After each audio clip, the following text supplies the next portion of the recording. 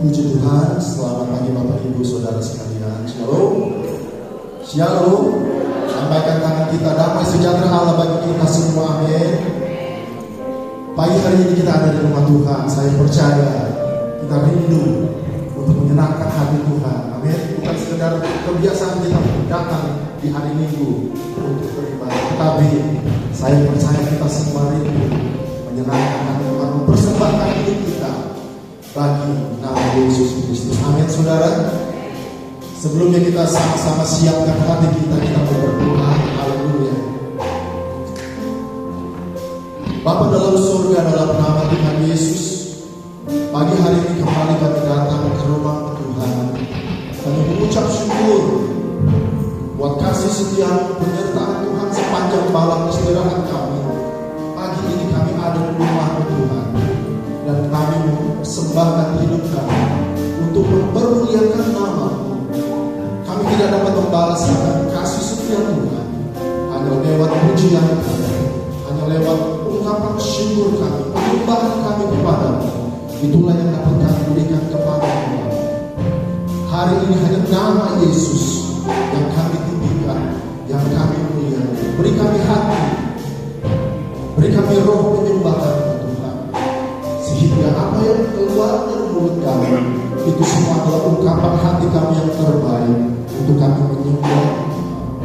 Kami rindu, kami mau bersatu bersama, kami mau bersorak-sorai, kami mau memuji Tuhan bersama dengan para malaikat.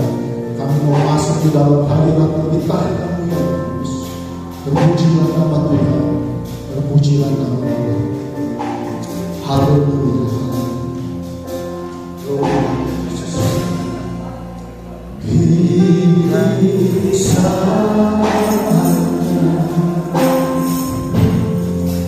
Berdiri di tangannya, sebab Allah Maha Kudus hadir di sini.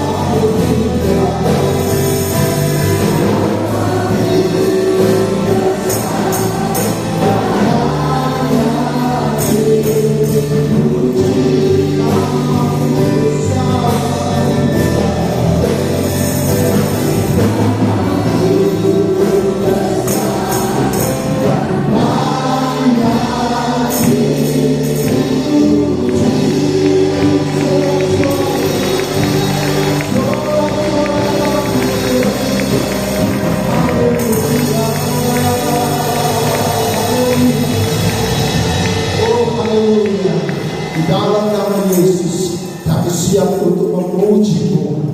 Haleluya. Saudara saya, kita masih tetap berdiri, amin. Kita mau terus memuji Tuhan, kita mau terus senangkan hati Tuhan. Sebelumnya mari kita salam kiri kanan kita dahulu. Selamat pagi Tuhan memberkati. Puji nama Tuhan. Kita mau terus menyenangkan hati Tuhan pada pagi hari ini. Haleluya.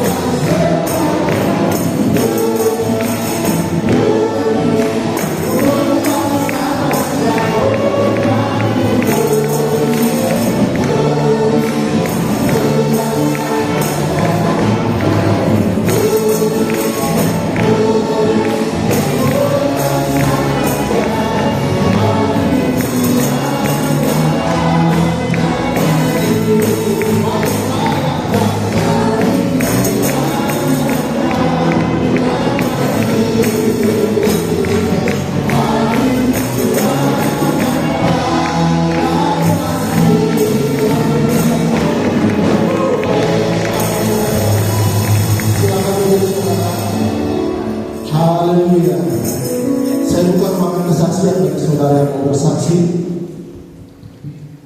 atau mungkin ada kesaksian pujian dari Ibu Betty Yohan. Silakan.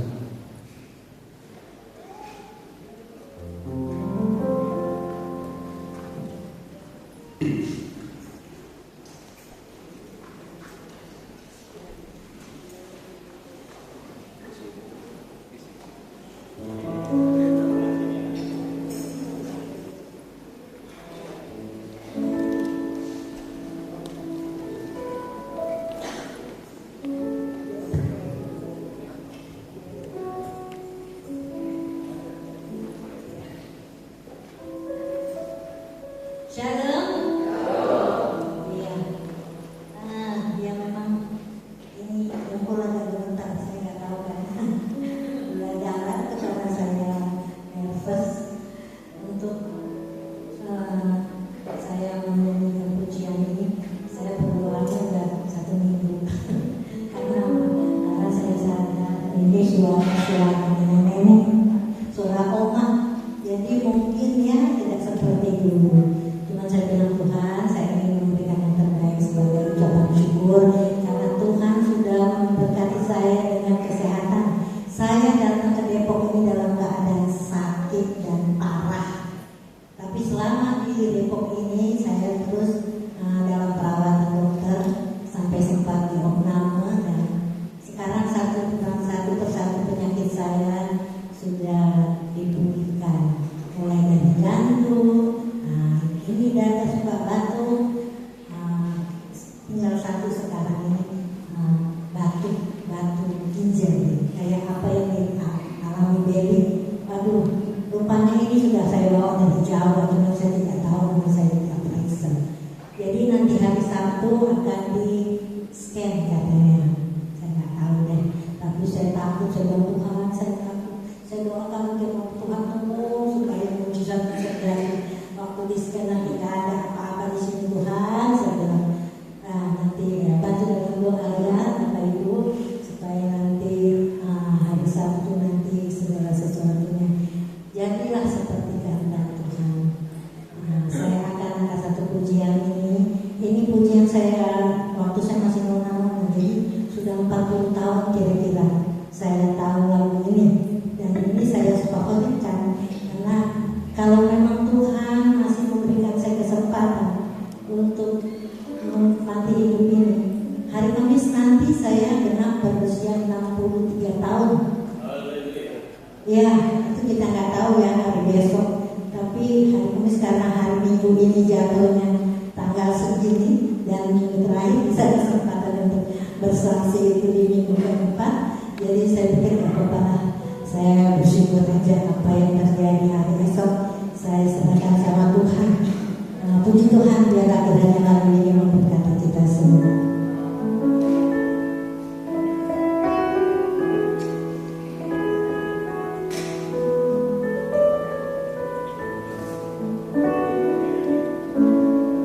I believe you're mine.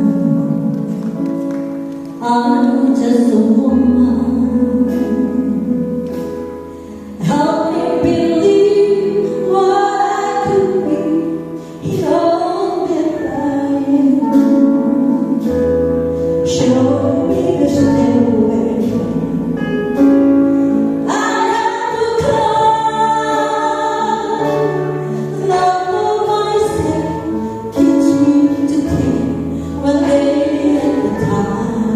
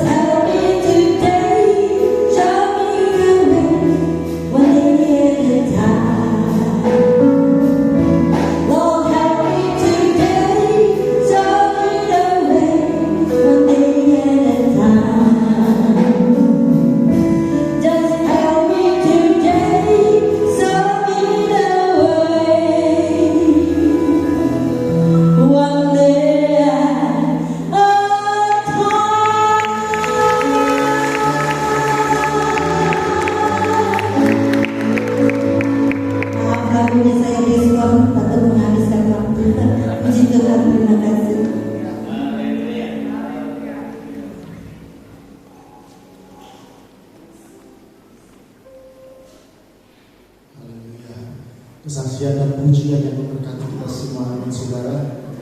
Jadi tante saya, waktu saya masih kecil pernah diajak nyanyi ya, karena tante saya ini memang penyanyi, saudara. Saya pernah diajak nyanyi di hotel gitu ya tante saya. Puji nama Tuhan. Kalau tidak ada konversasi, kita mempersiapkan untuk persembahan. Kalau persembahan saudara silakan. Untuk berdoa, sungguh bersyukur Tuhan atas kasih Tuhan dalam kehidupan kami. Pada kesempatan pagi hari ini Tuhan memberi kami kesehatan dan kembali dalam kehidupan kami. Dan kami mengenai sebuah pujian kami menghadapanmu dan dengan segala macam pujian yang sangat mulia di hadapan Tuhan dalam menjaga kehidupan di hari ini. Dan kini Tuhan sebentar lagi kami akan mengulurkan kami dan bila Tuhan Engkau berkati kami akan mengulurkan dalam setiap apapun yang mereka berikan di hadapan Tuhan dalam persoalan nama Tuhan dan kemuliaan nama. Terima kasih Tuhan, terima kasih Yesus yang memberikan kebaikan Tuhan dan Tuhan Yesus Kristus yang kami. Persembahan dijalankan, kita angkat pujian, nyanyi dulu kita.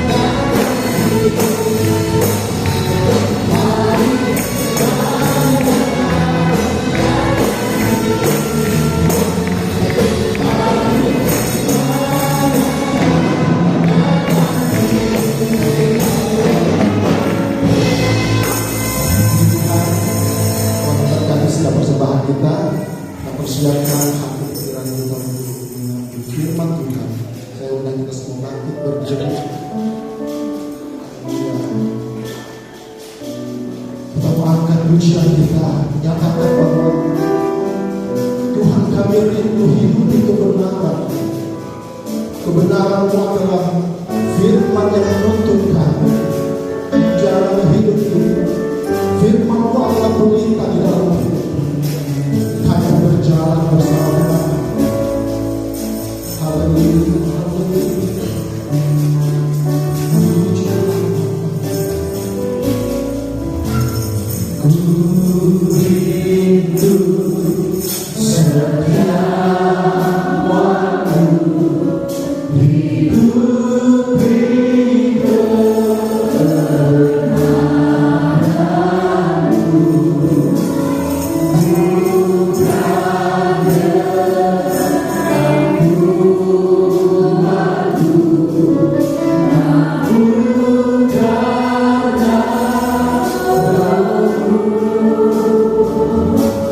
Yesus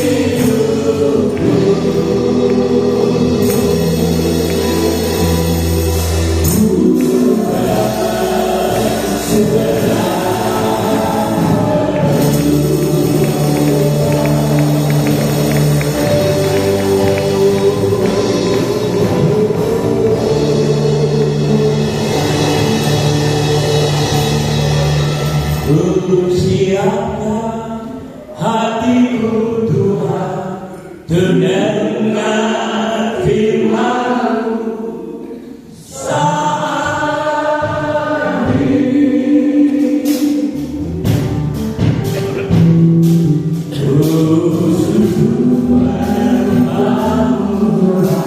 Masuk hadirat-Mu saat ini.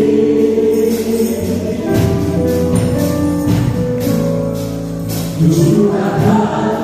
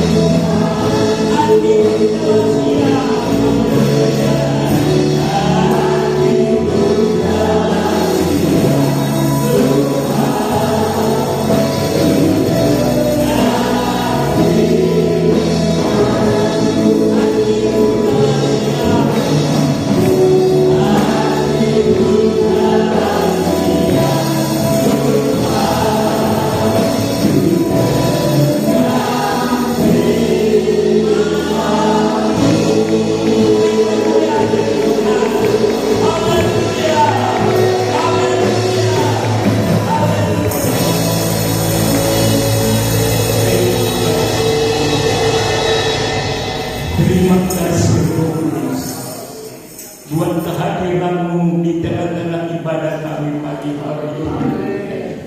Kami percaya Engkau ada bersama dengan kami. Sebab itu berfirmanlah,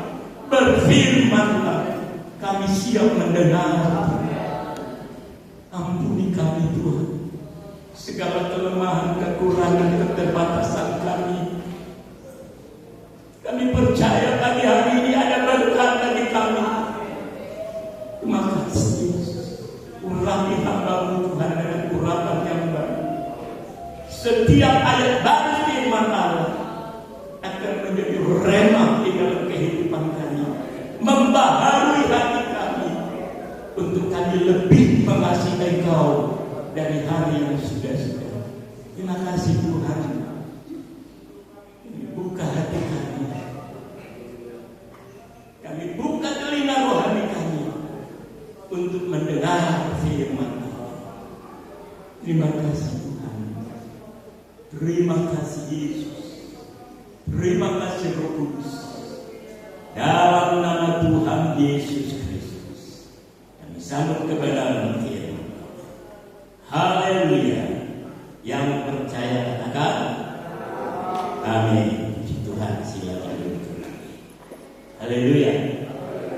Sebelum Bapak Yonatan menyampaikan firman Tuhan, saya ingin memberitahukan kepada jemaat bahwa tadi yang nyanyi itu mamanya Sisi, adik kami yang paling bontot. Ya. Memang Tuhan kasih dia talenta untuk menyanyi. Selama ini dia di Surabaya ikut suaminya karena dia sakit, sudah bersama sakit terus. Akhirnya kami sepakat sama Sisi ya bawa sini dulu supaya dia lebih banyak beribadah, dan saya ingin dia melayani saudara sekalian. Ya, sebab tidak ada keindahan selain kita melayani. Saya berdoa terus. Tuhan aku, Dia punya talenta hati Tuhan untuk melayani, dan saya percaya Tuhan akan memberkati itu. Memang selama ini dia jauh dari Tuhan, makanya kami bawa ke sini supaya dia bisa terlibat dalam pelayanan.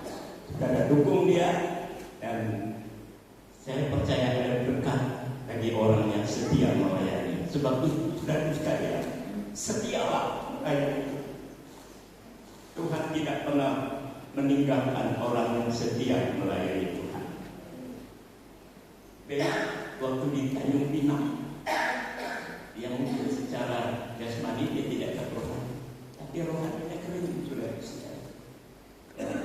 Begitu dia, saya suruh pulang kembali ke tempat ini, saya minta dia melayani.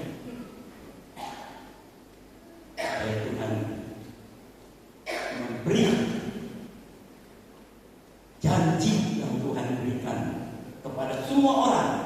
Ya, bukan cuma kepada keluarga kami hamba Tuhan, tapi semua orang yang percaya dan mau melayani Tuhan. Tuhan berjanji tidak pernah akan meninggalkan kita. Amin. Itu sebabnya jemaat Tuhan, mari kita setia. Saya rindu semua jemaat Tuhan terlibat dalam pelayanan. Haleluya. Karena Tuhan sudah mau datang. Saudara lihat tanda-tanda. Yesus tidak lama lagi datang, percaya. Sekalian, mari kita bangkit, bangun dari tidur, kata Yesus. Ya, karena Dia segera akan datang. Di Tuhan, nanti firman Tuhan disampaikan oleh Bapak Yonatan sebagai wakil Tuhan.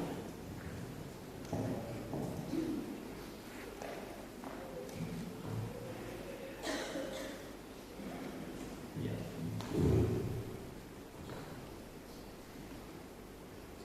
Haleluya. Puji Tuhan. Saudara siap dengan firman Tuhan?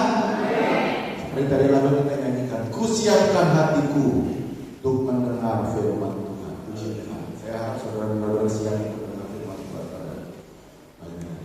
Ya saudara. Saya buka dengan satu pertanyaan. Saudara tahu siapa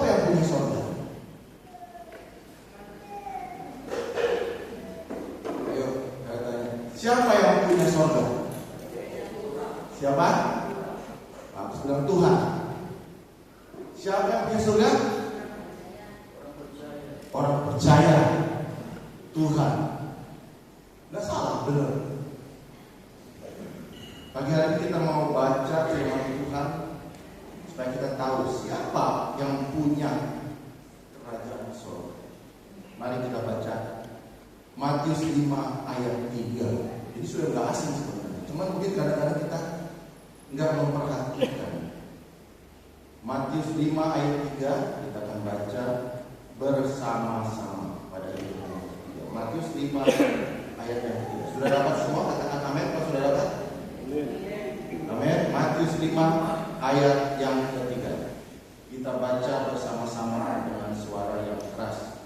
1, 2, 3. Berbahagialah orang yang miskin di hadapan Allah, karena merekalah yang mempunyai kerajaan surga.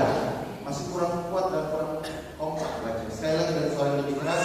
1, 2, 3. Berbahagialah orang yang miskin di hadapan Allah, karena merekalah yang mempunyai kerajaan surga. Saudara sudah tahu siapa yang mempunyai kerajaan surga? Kalau menurut ayat ini katanya spesifik, orang yang miskin di hadapan Allah.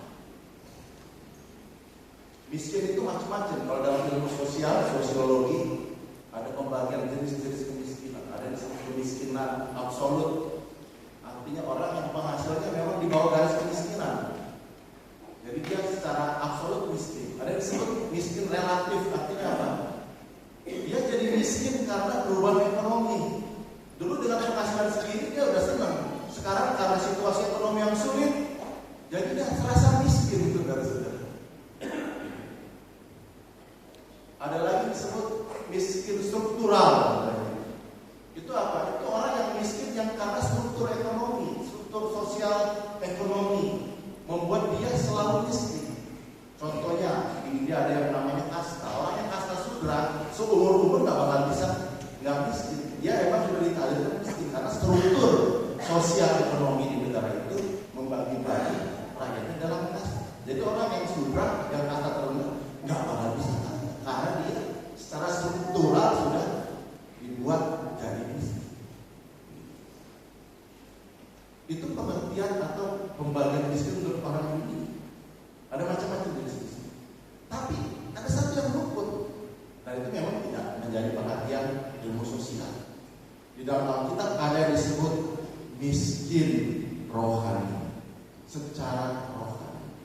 Dalam Alkitab bahasa Inggris ayat yang kelima ini disebutkan berbagai orang yang poor in spirit, miskin secara rohani.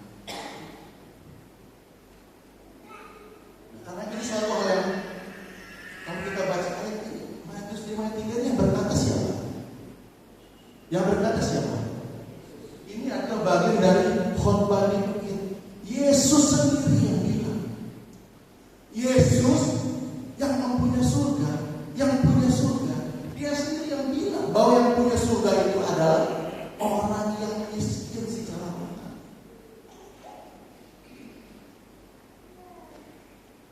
Jadi ini kalau istilah saudara sepupu kita, ahli surga. Ahli surga. Orang yang punya surga.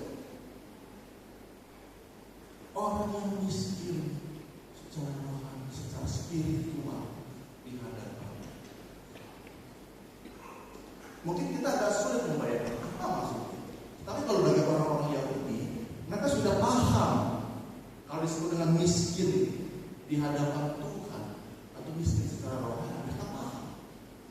Karena itu adalah suatu ungkapan orang-orang Yahudi ketika mereka menghadap Tuhan. Mereka berkata, ini aku Tuhan.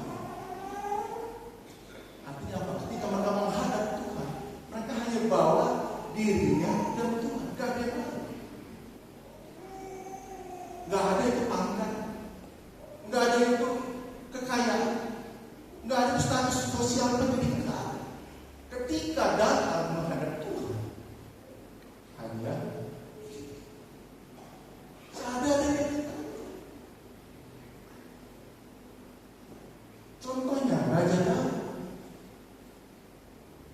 sekali dia berkata, aku miskin. Kita baca contohnya di satu aja, ada banyak sekali sudah. Kita akan baca contoh satu saja di dalam Mazmur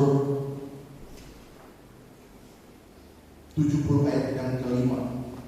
Satu saja yang dikatakan oleh Daud. Mazmur 70 ayat kelima dikatakan demikian oleh Daud. Tetapi aku ini sengsara dan miskin, ya Allah. Segeralah datang, Engkau yang menolong aku dan meluputkan aku. Ya Tuhan, janganlah lambat. Jadi ungkapan aku ini miskin artinya apa? Daud memposisikan dirinya di hadapan Tuhan sebagai orang yang tak berpunya, baik secara jasmani, secara materi maupun secara rohani. Kalau bicara secara materi, Daud seorang raja. Gak mungkin kan kalau dia bilang raja miskin. Nah, inilah yang kita harus pahami. Jadi ketika Daud berkata, ya Tuhan, aku miskin, aku sengsara dan miskin, itu menunjukkan bagaimana dia memperhadapkan dirinya di hadapan Tuhan sebagai orang yang tak punya apa, sebagai orang yang tak berdaya, bahkan tidak punya satupun yang layak untuk dia bawa, untuk dia hadirkan di hadapan Tuhan. Itulah yang dimaksud dengan miskin.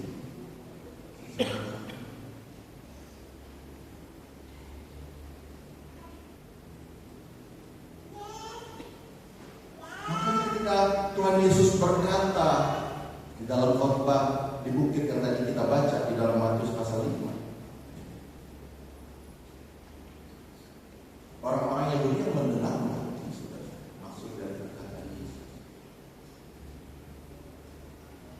berbahagialah orang yang miskin di hadapan, yang miskin secara rohani, karena merekalah yang mempunyai kerajaan. Kalau kita sudah tahu bahwa Tuhan sendiri mengatakan bahwa yang punya dari saudara orang yang miskin,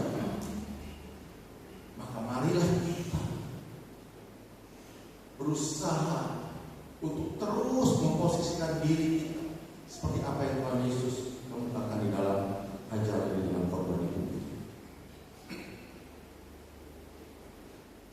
Kalau kita di dunia secara manusia, secara materi, orang miskin perlunya apa?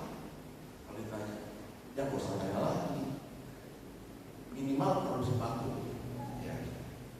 Perlu duit, perlu materi. Itu adalah pemahaman kita yang umum tentang orang miskin. Wah, itu orang miskin, kita kasih sembako. Wah, itu orang miskin, kita kasih uang. Itu adalah pemikiran manusia secara jasmani.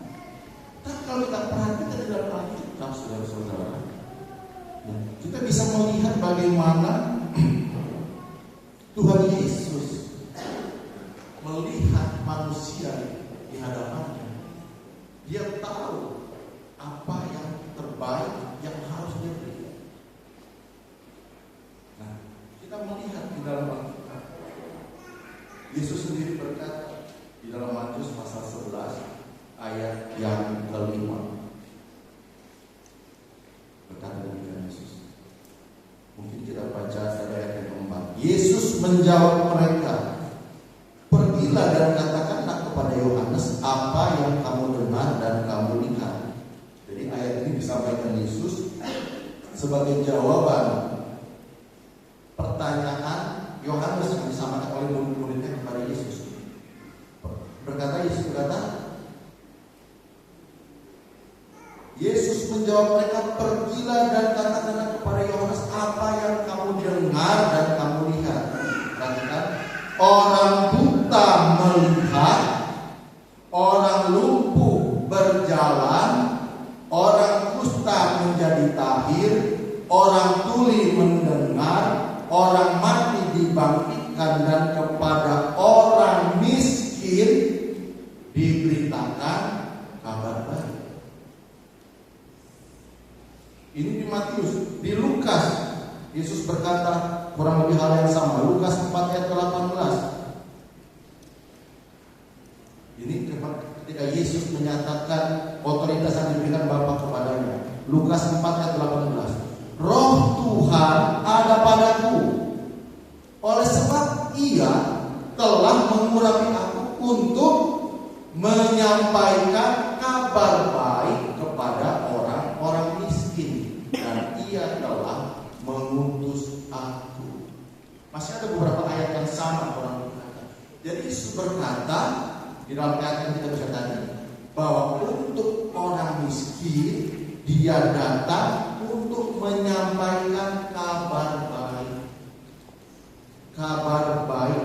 Kalau di Matius 11 ayat 5 dikatakan juga hal yang sama. Kepada orang miskin diberitakan kabar baik.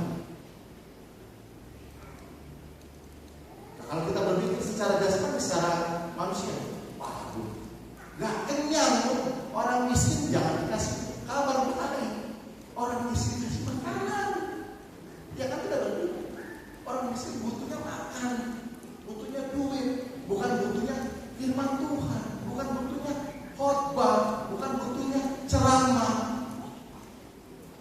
Orang miskin butuhnya makan, orang miskin butuhnya duit. Itulah manusia melihat. Itulah miskin secara jasmani. Memang miskin secara jasmani butuhnya makan, butuhnya duit. Tapi Tuhan tahu dalam dunia. Kalau dalam konteks yang kita bahas ini, miskin secara rohani, yang dibutuhkan itu adalah kabar baik atau Injil. Injil itu adalah kabar baik dalam bahasa aslinya, diberitakan bagi orang-orang miskin telah diinjili atau telah diberitakan Injil. Injil adalah kabar baik tentang karya penyelamatan yang dilakukan oleh Tuhan Yesus bagi orang yang Injil adalah firman Tuhan. Injil adalah berita tentang Yesus yang diutus Bapa untuk menjadi penyelamat manusia. Yesus yang adalah firman itu sendiri. Di dalam Yohanes pasal 1 sudah saya sampaikan 2 minggu. Dia adalah firman yang menjadi manusia dan Dia di antara kita. Jadi sekarang kita harus mulai ngomong apa yang dimaksud dengan miskin secara rohani, miskin di hadapan Tuhan. Jadi orang yang miskin di hadapan Tuhan, orang yang memperhatikan diri sebagai orang yang miskin secara rohani adalah orang-orang yang senantiasa membutuhkan firman Tuhan. Orang selalu merasa bahwa dia perlu firman Tuhan, perlu kabar baik, perlu Injil itu, perlu firman itu, perlu Yesus.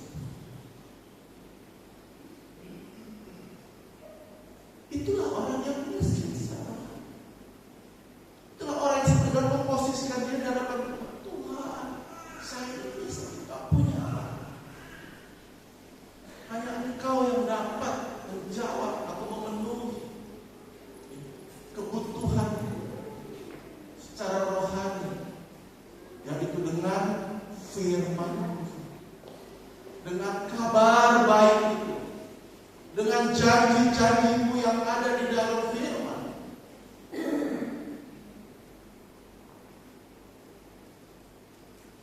Jadi kita melihat di sini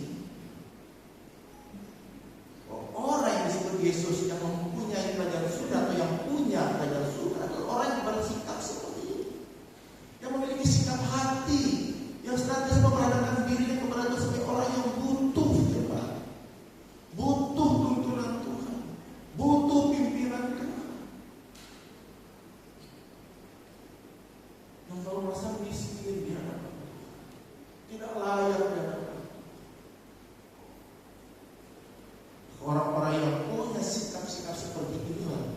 Dan Tuhan Yesus dengan tegas mengatakan, merekalah yang punya kerajaan surga. Artinya apa?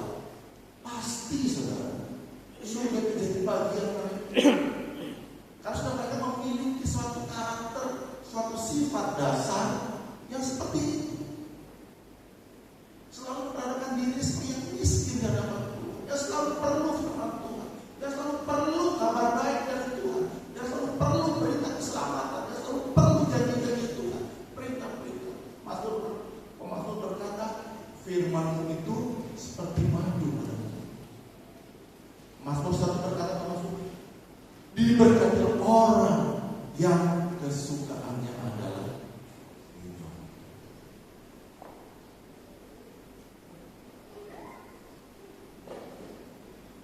Jadi sekarang kita sudah mulai mengerti. Jadi ayat yang Yesus katakan tadi bukan berarti orang yang miskin yang punya kerajaan surga. Oke, mulai sekarang kita jual semua harta kita, jual rumah, jual mobil, jual semua. Uang di bank kasih orang semua. Kita hidup menggembel di jalan-jalan supaya apa? Supaya kita punya kerajaan. Bukan seperti itu.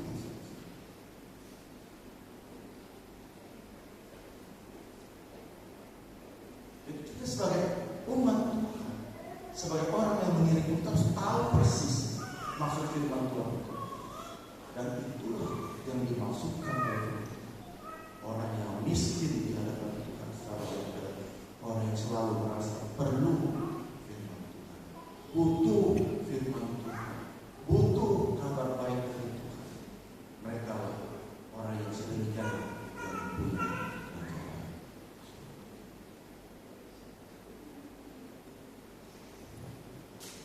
Jadi kalau kita melihat di sini, orang yang miskin di hadapan Tuhan atau orang yang selalu merasa perlu firman Tuhan, selalu butuh firman Tuhan. Di dalam khotbah yang sama di dalam Matius pasal yang kelima ayat yang ke-6, Yesus berkata juga di situ, kita baca Matius 5 ayat 6. Berbahagialah orang yang lapar dan haus akan kebenaran, karena mereka akan dipuaskan. Berbahagialah orang yang lapar dan haus akan kebenaran, karena mereka akan dipuaskan.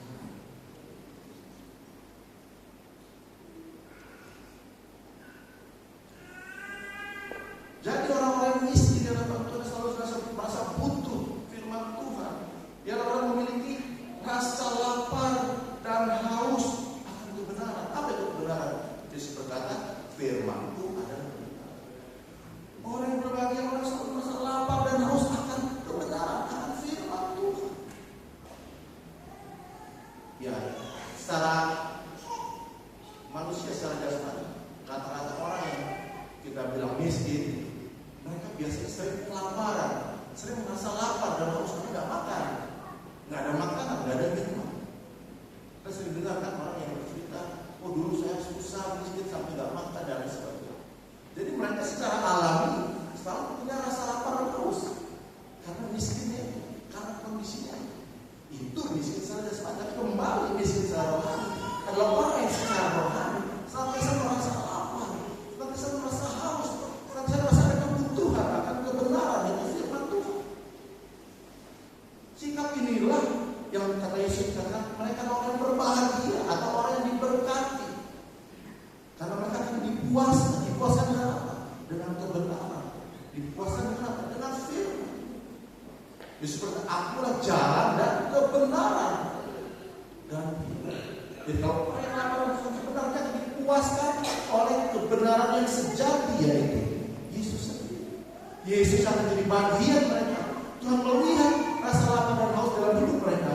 Tuhan akan kirimkan, Tuhan akan berikan Yesus, firman, kebenaran di dalam hidup. Maka mereka jadi orang-orang yang diberkati, orang-orang yang berbahagia secara rohani. Dan kita harus mengerti ini semua. Itu yang harus selalu kita jaga dalam kehidupan kita.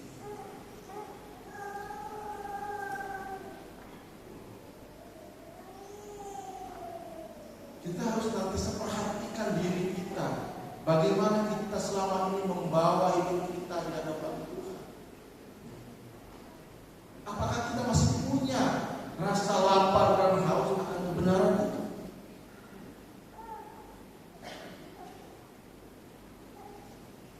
Atau kita udah merasa, aduh, firman Tuhan lagi, firman Tuhan. Ayatnya itu lagi, khotbahnya itu lagi. Bosan, jenuh. Ke gereja dengan khotbah.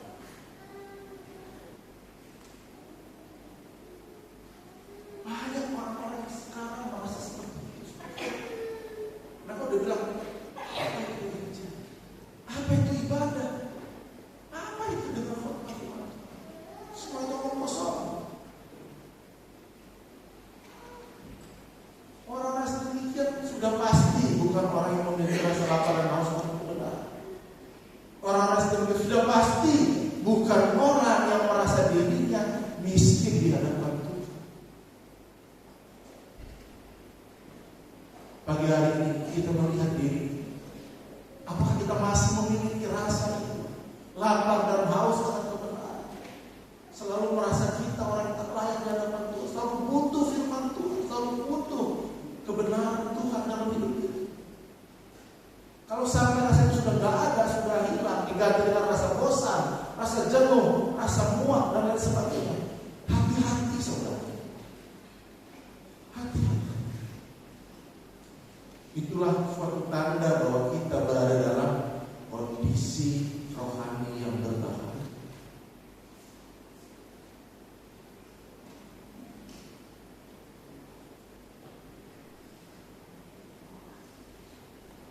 Kita harus jaga itu semangat kerinduan untuk mencari, memiliki rasa lapar dan haus akan kebenaran, mencari makanan-makanan rohani, makanan dan minuman rohani, supaya kita senantiasa dipuaskan. Yesus berkata dalam Injil Yohanes pasal 6 ayat 35. Tadi di Matius kan Yesus berkata, berbagai orang yang lapar dan haus akan kebenaran, karena mereka akan dipuaskan. Kita baca Yohanes 6 ayat 35. Kata Yesus kepada mereka, akulah roti hidup. Barang siapa datang kepadaku, ia tidak akan lapar lagi, dan barang siapa percaya kepadaku, ia tidak akan haus lagi. Orang yang lapar dan haus akan kebenaran, mereka akan datang kepada Yesus. Dari kata Yesus, akulah roti hidup. Barang siapa datang kepadaku, ia tidak akan lapar lagi. Lapar rohani akan dipuaskan. Dan barang siapa percaya kepadaku, ia tidak akan haus lagi. Ia akan dipuaskan oleh firman Tuhan, oleh Yesus sendiri.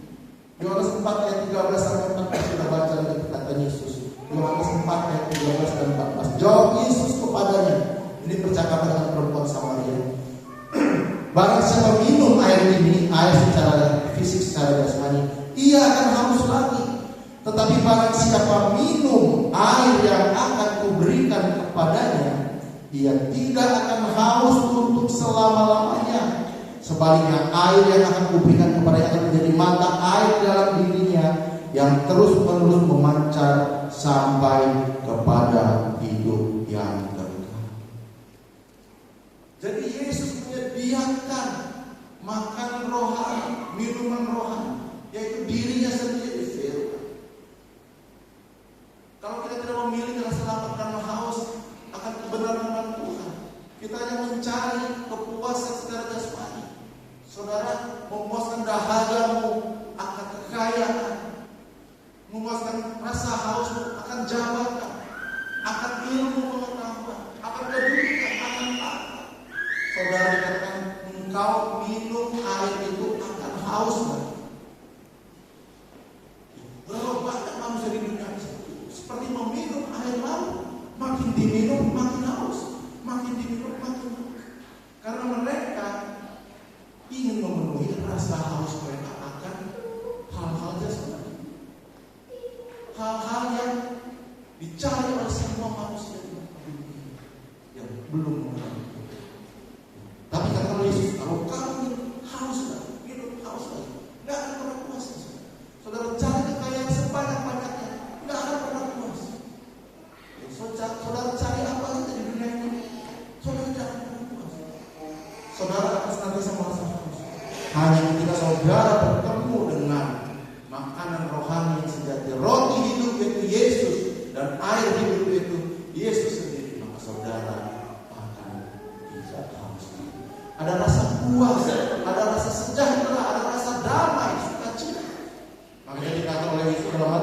Diberkatilah orang yang lapar dan haus akan kebenaran, karena mereka akan dipuaskan.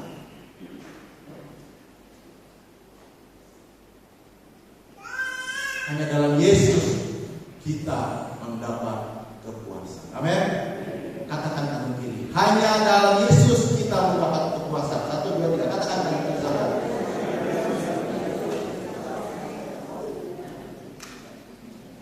Saudara iman.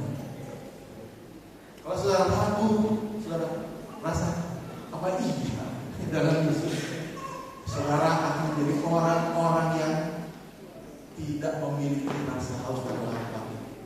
Saudara menjadi orang yang tidak membawa diri sebagai orang yang miskin. Karena saudara bilang, ya perlu sih Tuhan, tapi maksa sih gak perlu yang lain.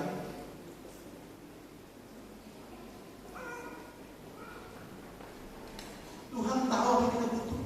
Ya sebenarnya carilah dulu kerajaan surga dan kebenarannya, maka semua akan ditambahkan. Yesus tahu bahwa kita perlu makan, perlu minum, perlu segala yang kita butuhkan untuk dapat hidup memuliakan Tuhan, dikatakan oleh Petrus. Tetapi jangan itu menjadi hal yang kita kejar seumur hidup, karena itu membuat kita menjadi orang yang di hadapan Tuhan, orang-orang yang tidak berkenan.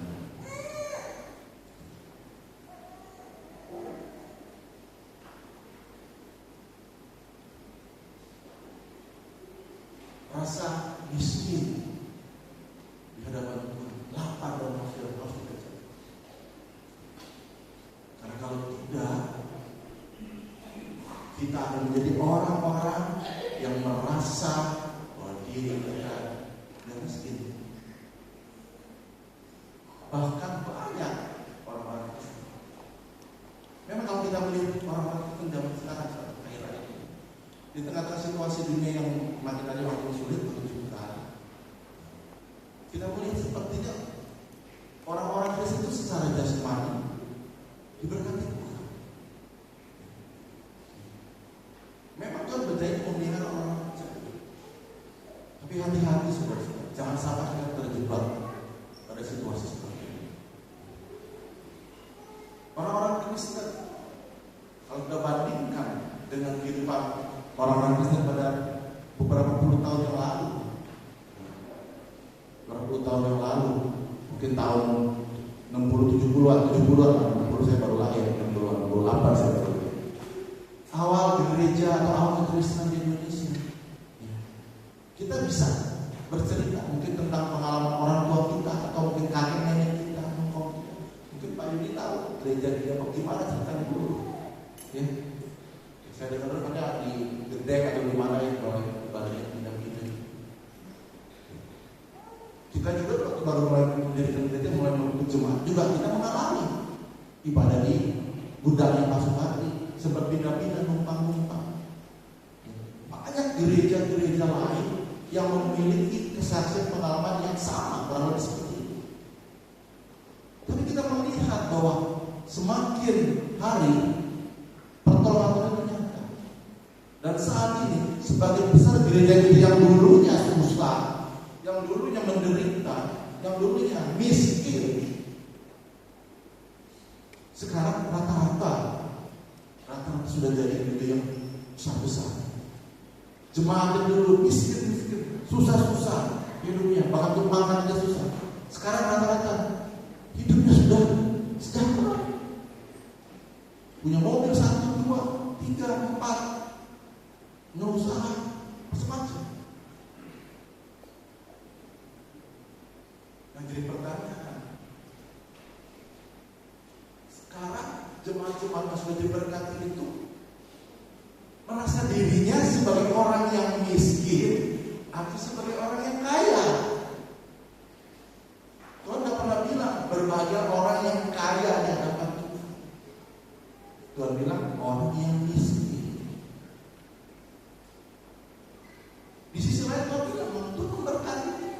Kekayaan itu nggak salah. Kekayaan itu adalah berkat Tuhan yang diberikan, yang dikaruniakan kepada kita untuk dinikmati, bukan untuk kita miliki. Itu semua dari Tuhan dan untuk Tuhan.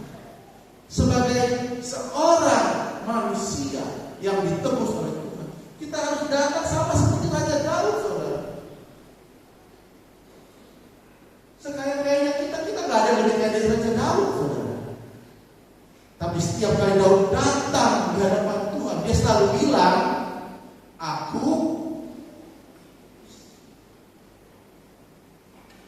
Sikap seperti ini harus dimiliki oleh gereja Tuhan sampai saat ini, saudara-saudara. Jangan sampai berkat-berkat jasmani, berkat-berkat yang Tuhan izinkan kita nikmati itu membuat kita merasa bahwa kita kaya.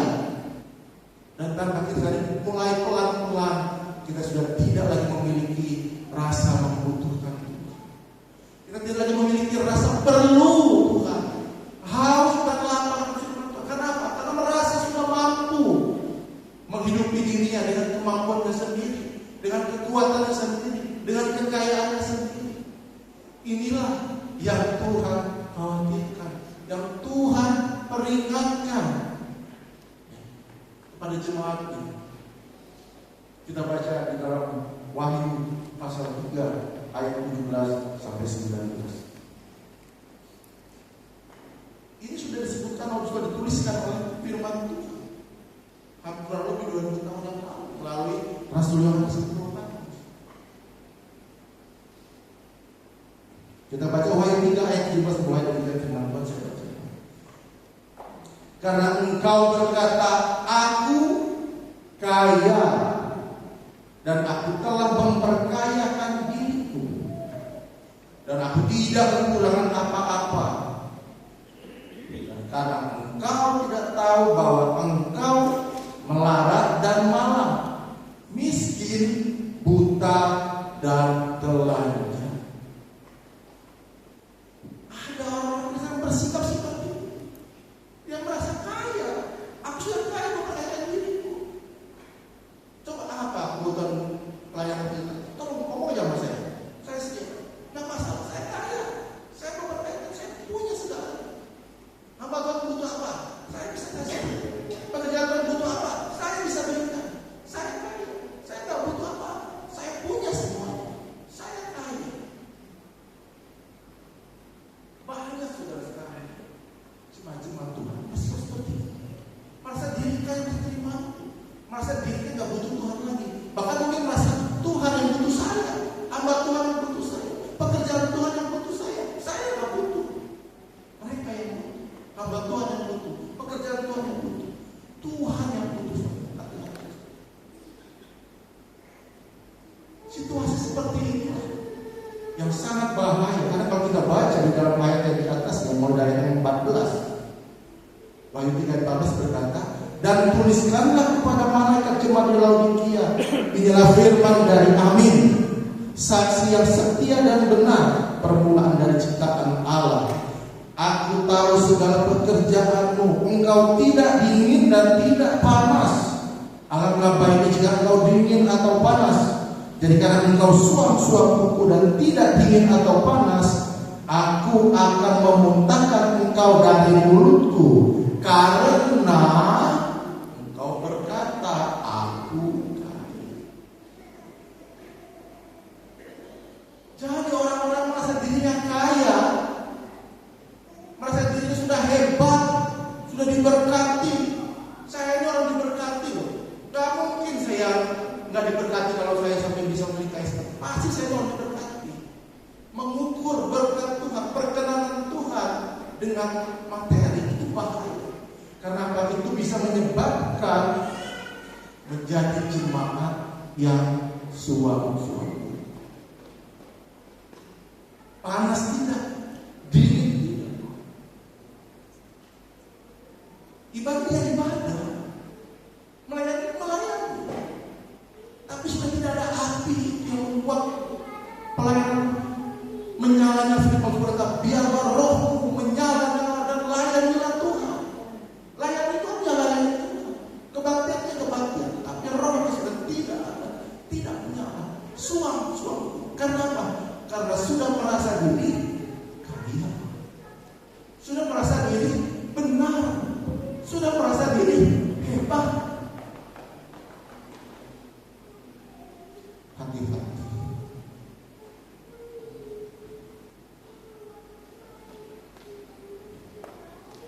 Berbagai orang yang miskin, mereka yang punya surga.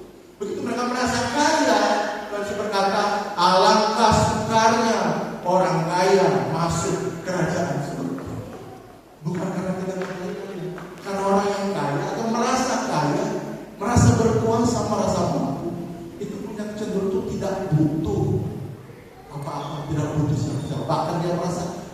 bisa atur semua, dia bisa atur segalanya. Karena merasa hati-hati. Inilah yang menyebabkan kesuaman dalam gereja. Nah, kalau kita merefleksikan kepada diri kita, kepada jemaat kita harus melihat bagaimana kita hidup berjemaat pada hari-hari ini. Apakah kita berada pada kondisi yang suam-suam dulu, panas tidak, dingin tidak? Hati-hati. Penyebabnya adalah orang-orang yang tidak merasa miskin di hadapan Tuhan. Orang-orang yang merasa dirinya kaya, mereka mampu, mereka bisa, mereka sanggup. Itulah yang menyebabkan gereja menjadi suam-suam. Apa yang harus kita lakukan? Ada satu kisah di dalam Perjanjian Lama, belajar aja, ketika Samuel menegur Raja Saul, itu di dalam 1 Samuel 15 ayat 20 sampai 23. Ketika Tuhan perintahkan untuk membunuh semua orang Amalek termasuk ternak-ternaknya. Perintah Tuhan jelas kepada Saul. Tapi Saul yang bagus-bagus dia pikirkan, dia sisihkan. Dia tidak patuhi perintah Tuhan. Ketika ditegur oleh Samuel, dia berkata apa? Kita baca 1 Samuel 15 ayat yang ke-22. Tetapi jawab Samuel, mulai dari ayat 21 ya. 1 Samuel 15 ayat 21. Ini dialog antara Saul dan Samuel. Tetapi rakyat yang mengambil dari jarahan itu kambing domba dan lembu-lembu yang terbaik dari yang dikhususkan untuk ditumpas itu, untuk mempersembahkan korban kepada Tuhan Allahmu di Gilgal. Perhatikan ayat ini. Di dalam ayat ini sendiri sudah mengandung suatu kontradiksi, saudara. Ini jawaban Saul ketika ditanya sama, kenapa nggak kamu tumpas itu seluruh ternak-ternak orang-orang? Dia jawab, rakyat mengambil dari jarak itu kambing, domba, dan lembu-lembu yang terbaik dari yang dikhususkan untuk ditumpas itu, untuk mempersembahkan korban kepada Tuhan. Kan dia sudah bilang, dia tahu bahwa lembu, kambing, domba yang terbaik ini sudah dikhususkan untuk ditumpas. Tapi dia bilang, untuk korban yang ditumpas itu untuk dipersembahkan kepada Tuhan sebagai korban. Gak ngerti kita cara berpikirnya Saul seperti apa. Tuhan Samuel bilang, tapi kalau Samuel, apakah Tuhan itu berkenan pada korban bakaran dan korban sembelihan? Sama seperti mendengar suara Tuhan. Sesungguhnya mendengar lebih baik daripada korban sembelihan, memperhatikan lebih baik daripada lemak domba jantan. Kalau kita baca ayat itu, katakan Tuhan sudah menolak engkau sebagai raja. Kadang-kadang orang yang merasa hebat, ini kan Saul baru menang orang-orang, Pak saya raja yang hebat, saya mampu mengalahkan Amalek, saya diberkati, karena buktinya saya menang. Kalau saya tidak diberkati saya tidak menang, bro. Maka dia mulai lakukan segala sesuatu menurut cara dan pikiran sendiri. Sayang amat di domba bagus-bagus dulu. Ini memang harus mentumpas sih. Tapi kan kalau dikasih persembahan bagus nih, lebih baik. Hati-hati saudara. Orang yang merasa dirinya kaya, orang yang merasa dirinya mampu, orang yang merasa dirinya hebat, seringkali berbuat seperti itu. Merasa dia tahu apa yang harus dia lakukan menurut pikirannya sendiri. Dia merasa tahu apa yang harus dia lakukan, walaupun dia juga tahu bahwa yang dia lakukan itu melanggar perintah Tuhan. Hati-hati saudara. Karena sudah tidak merasa miskin di hadapan Tuhan, gak butuh Tuhan, gak butuh firman Tuhan, gak menganggap penting firman Tuhan dalam hidupnya, kebenaran yang sejati itu. Dia merasa kebenaran sendiri lebih bagus untuk situasi saat ini. Kebenaran saya yang paling cocok. Kebenaran firman itu kuno. Itu prinsip udah berapa ribu tahun yang lalu. Yang paling cocok itu kebenaran saya di prinsip saya sekarang ini. Ini yang paling cocok. Ini kan untuk kemuliaan Tuhan, untuk pekerjaan Tuhan. Saya nggak ibadah, saya cari duit banyak untuk pekerjaan Tuhan kok, nggak banyak saya. Pemikiran. Inilah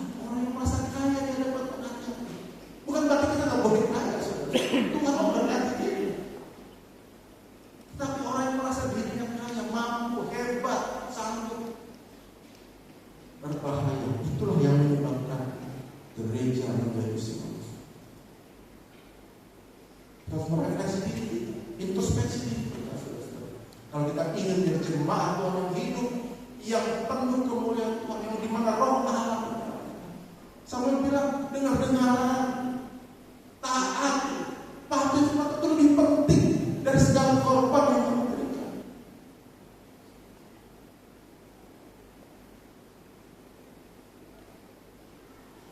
Jangan anggap diri baik, jangan anggap diri hebat. Taat, dengar pada firman.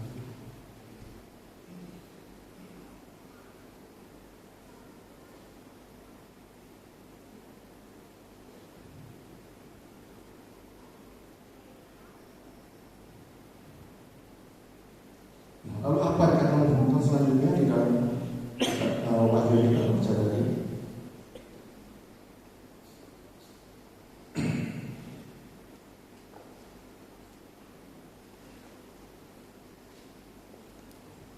Kembali kita ke dalam Wahyu 3 ayat selanjutnya, kalau kita baca ayat yang ke-17, kita baca lagi. Karena engkau berkata, aku kaya dan aku telah memperkayakan diriku dan aku tidak kekurangan apa-apa.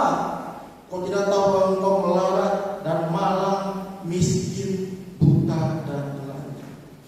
Maka aku menasihatkan engkau supaya engkau membeli daripadaku emas yang telah dimurnikan dalam api, agar engkau menjadi kaya, dan juga pakaian putih supaya engkau memakainya, agar jangan kelihatan ketelanjanganmu yang memalukan, dan lagi minyak untuk melumas matamu supaya engkau dapat melihat. Bagi orang-orang yang berkata atau merasa dirinya kaya di hadapan Tuhan, Tuhan bilang, kamu itu buta, kamu itu telanjang, kamu itu miskin, kamu gak tahu aja. Di mata Tuhan, Tuhan bilang, kamu itu buta, kamu itu telanjang, kamu itu miskin, melarat. Tuhan bilang, aku nasihatkan, aku menasihatkan. Masih mau dengar kan?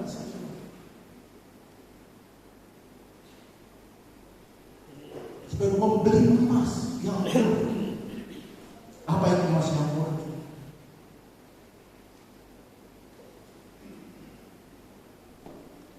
Satu Petrus ayat 7, emas yang murni itu adalah iman yang diuji dengan penderitaan. Satu Petrus ayat 7. Iman yang diuji itu keluar seperti emas yang murni, yang sudah diuji di mata. Milikilah iman yang murni, yang sejati, yang diuji dengan api. Jadi orang beriman yang mau mengalami ujian dari Tuhan, didikan Tuhan, ajaran Tuhan. Jangan karena sudah merasa kaya, merasa mampu, gak mau lagi. Diproses Tuhan, dididik oleh Tuhan, ditempa oleh Tuhan, maunya enak lagi, sesuai dengan hati saya, yang sesuai dengan saya. Belilah emas yang murni, milikilah iman yang murni, yang sejati, yang mau diproses, dibentuk oleh Tuhan.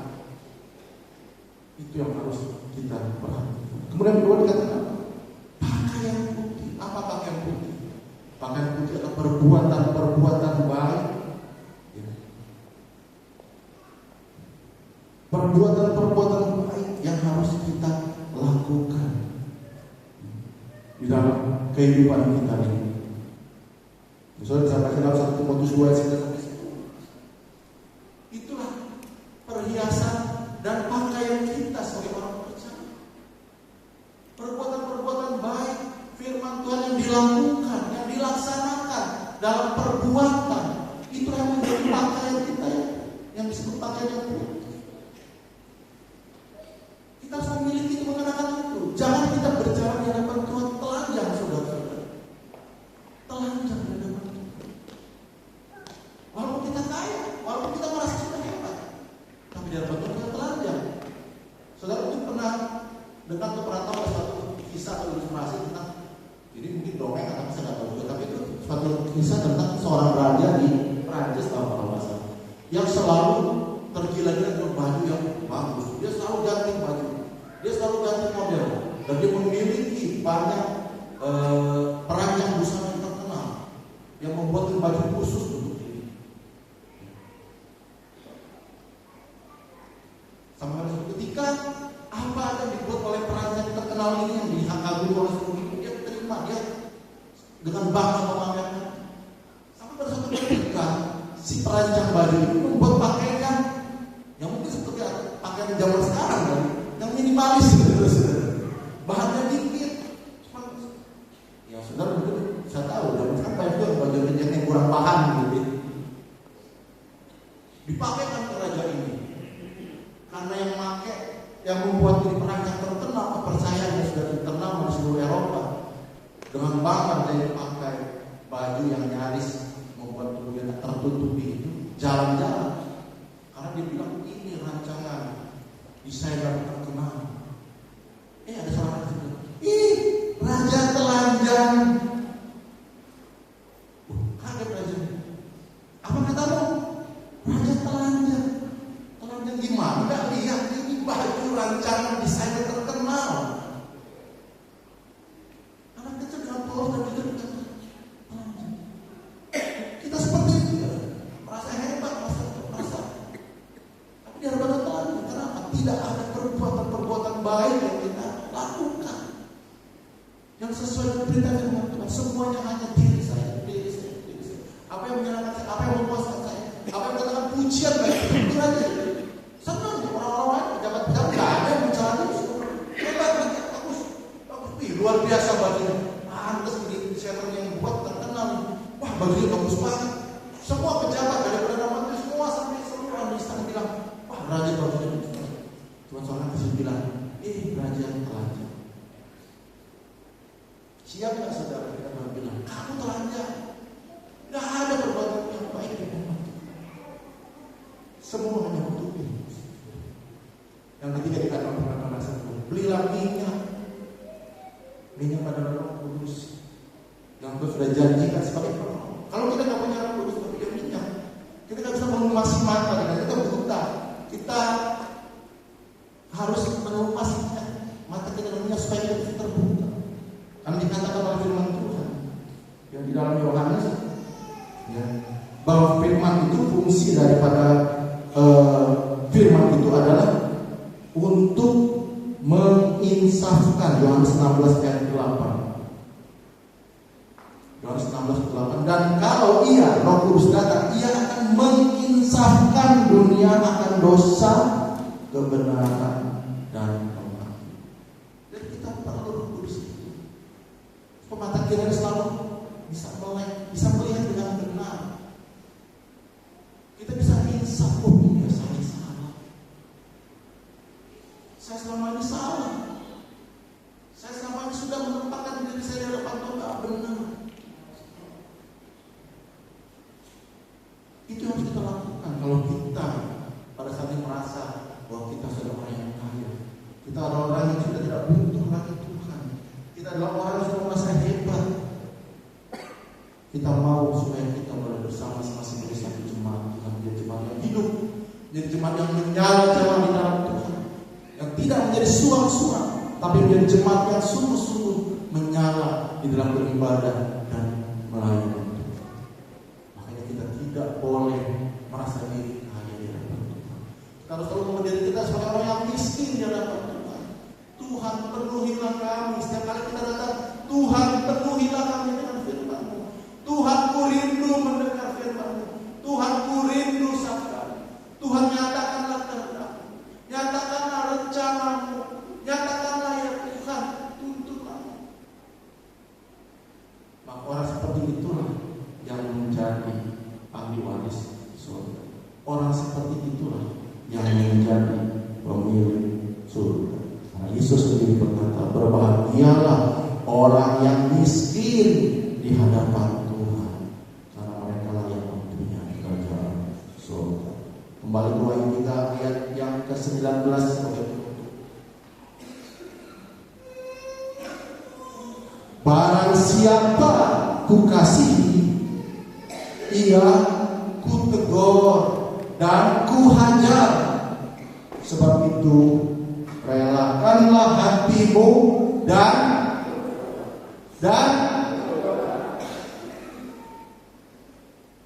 bertobat. Kalau kita sudah mulai merasa saya kaya, saya hebat, saya mampu, saya bisa, saya nggak butuh siapa-siapa, hati-hati, saudara nasihat Tuhan, belilah iman yang sejati, kenakanlah perbuatan-perbuatan baik, mintalah pimpinan Roh Kudus dalam hidup. Bertobat, metanoia, perubahan manusia batinnya. Berubahlah hatimu, berubahlah pikiranmu, berubahlah kehendakmu, berubahlah perasaan. Tuhan mengasihi engkau, Dia menegur, Dia menghajar. Mari pagi hari ini kita melihat dengan diri dan kita mau sungguh-sungguh dapat bertobat, berserah, mohon Tuhan memulihkan hidup. Berbahagialah orang yang bersetia Tuhan, karena mereka yang mempunyai. Mari kita berdiri secara itu, kita mengangkat satu bahwa ini. Mari pemain musik kita sama-sama renungkan firman. Kalau saudara berkatakan, kalau saudara siap dengan firman, pagi hari ini inilah firman Tuhan untuk kita. Kalau ada yang merasa ditegur oleh Tuhan, bertobat. Karena Tuhan mengasihi orang dan Dia menegur dan mengajar. Selidiki aku, lihat hati. Selidiki aku.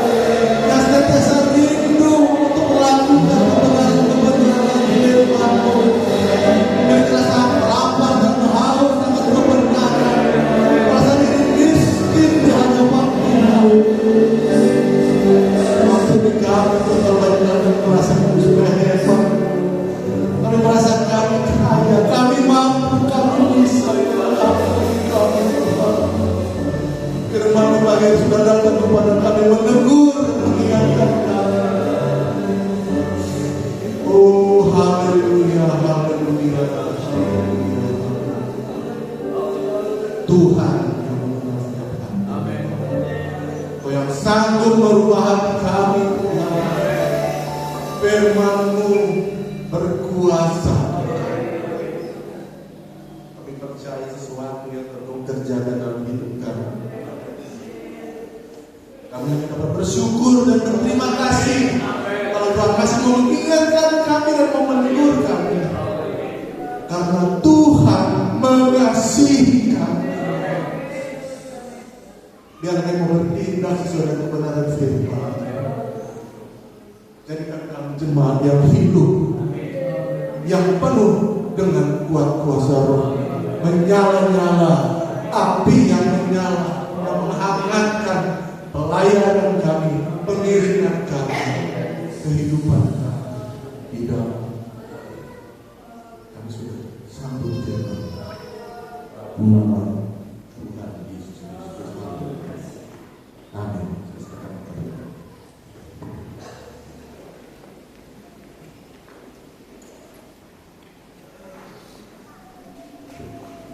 Haleluya. Tuhan Yesus baik, persembahan di dalamnya. Tiada kesudahan. Tiada kesudahan. Kasih setiamu Tuhan.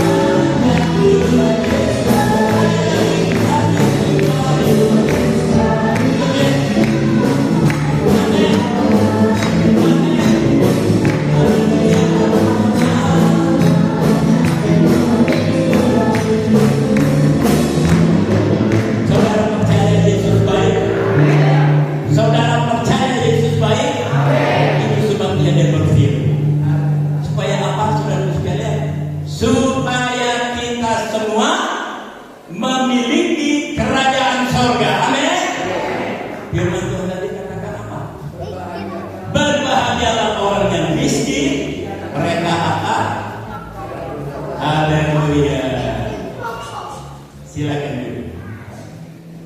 Kita dengar pengumuman Bapak Arwian.